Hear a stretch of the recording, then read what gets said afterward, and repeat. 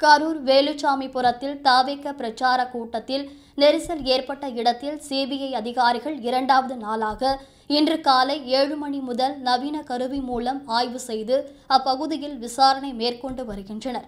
Karur வேலுச்சாமிபுரத்தில் September 27ஆம் தேதி நடைபெற்ற தவிக பிரச்சார கூட்ட நெரிசலில் சிக்கி 41 பேர் உயிரிழந்தனர், 110 பேர் காயமடைந்தனர். இச்சம்பவம் தொடர்பாக உச்சநீதிமன்றம் உத்தரவின் பேரில் குஜராத்தைச் சேர்ந்த மாவட்ட காவல் கண்காணிப்பாளர் பிரவீன்குமார் தலைமையில் சிபிஐ அதிகாரிகள் கடந்த மாதம் 17ஆம் தேதி முதல் விசாரணை மேற்கொண்டு வருகின்றனர்.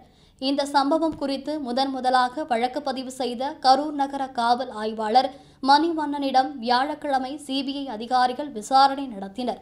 இந்நிலையில் இரண்டாவது நாளாக இன்று காலை 7 மணிக்கு வேலுச்சாமிபுரத்திற்கு வந்த சிபிஐ பரோபோகஸ் நவீன கருவி மூலம் தொடர்ந்து ஆய்வுகள் மேற்கொண்டு வருகின்றனர்.